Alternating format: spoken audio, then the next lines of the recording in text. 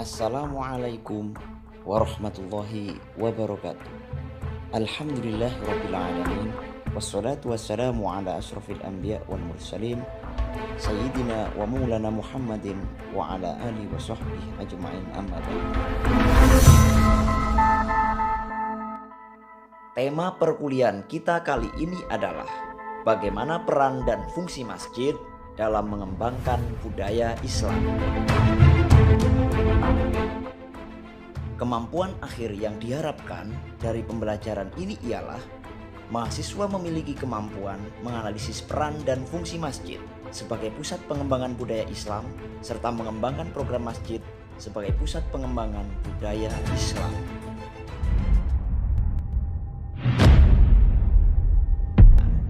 Tugas yang harus Anda kerjakan kali ini adalah mereview perkuliahan hari ini. Selanjutnya memilih dan menyimak salah satu di antara dua cuplikan video berikut ini dan memberikan tanggapan sesuai perintah yang ada di setiap akhir tayangan.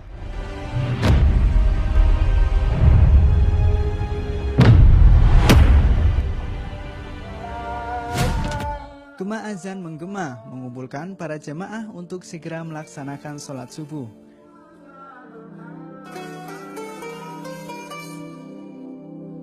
Ya, inilah pemandangan di Masjid Jogokarian, di mana ratusan jamaah menunaikan sholat subuh di masjid.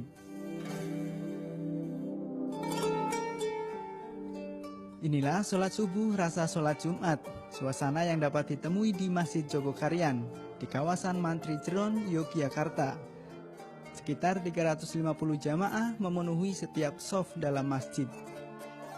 Para jamaah yang datang bukan hanya dari warga sekitar saja, melainkan dari berbagai macam wilayah di Indonesia. Mereka berlomba untuk membuktikan sendiri ramainya Masjid Jogokarian. Keramaian sholat subuh di Jogokarian menjadi sebuah fenomena tersendiri, khususnya bagi masjid-masjid di Indonesia. Hal ini juga membuktikan Masjid Jogokarian menjadi masjid yang makmur, sekaligus menjadi masjid percontohan. Baru banget ngerasain ya sholat subuh di sini tuh benar-benar rame, terus masyarakatnya tuh ramah-ramah. Terus tadi selesai sholat kita juga dapat susu jahe. Kemakmuran masjid ditentukan dari jumlah jamaahnya, seperti Masjid Jogokarian yang memiliki manajemen sendiri dalam mengelola jamaah. Di Jogokarian, manajemen masjid masih berpegang teguh pada nilai-nilai masjid pada zaman Rasulullah, di mana Masjid Jogokarian menjadi pokok kegiatan masyarakat serta bermanfaat bagi sekitar. Masjid bertingkat 2 ini juga merupakan salah satu masjid yang berorientasi pada pelayanan jamaah, seperti salah satunya membuat database jamaah. Melalui database yang menaungi 800 kepala keluarga dari 4 RW di Mantri Jeron, jamaah dapat dipantau serta ikut diberdayakan dalam kegiatan Masjid Jogokarian. Program unggulan yang kita bisa sampaikan di sini adalah sholat subuh kita sudah 60% dari sholat Jumat, dan itu tidak dimiliki oleh masjid-masjid lain. Itu satu. Kemudian yang kedua, pemberdayaan masyarakat.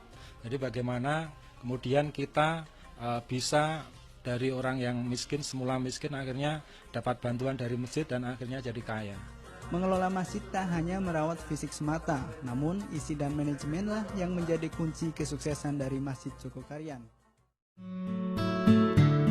Dari cuplikan tadi, cobalah kalian uraikan secara gamblang kunci utama keberhasilan pengurus masjid dalam memakmurkan Masjid Jogokarian tersebut.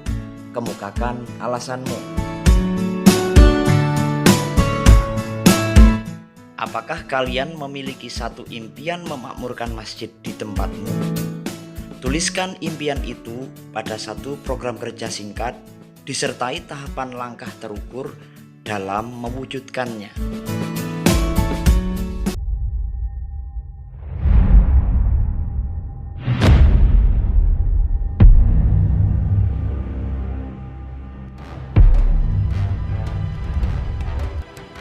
Temuan Badan Intelijen Negara terdapat 41 masjid di lembaga pemerintahan yang tersebar di Jakarta terindikasi terpapar paham radikal, mendapat perhatian khusus dari Ketua Umum Dewan Masjid Indonesia Yusuf Kala.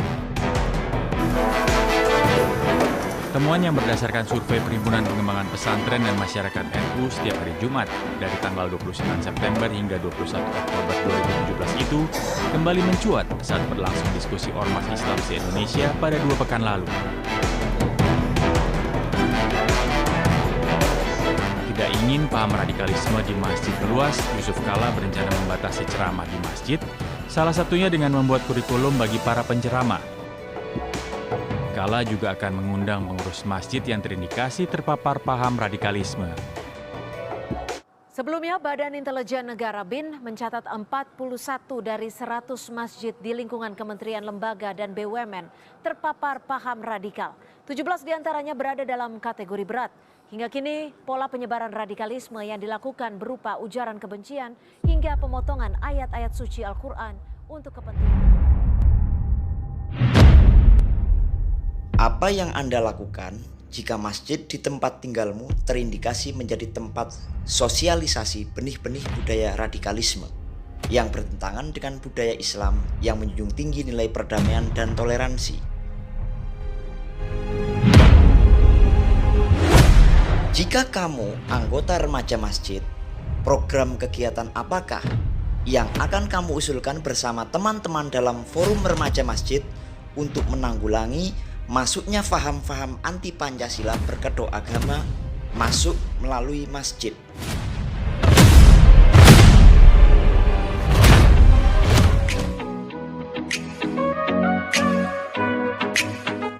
Demikian, terima kasih atas seluruh perhatiannya. Tetap semangat meskipun tidak bertatap muka. Wallahu muwaffiq ila aqwamit thoriq. Wassalamualaikum warahmatullahi wabarakatuh.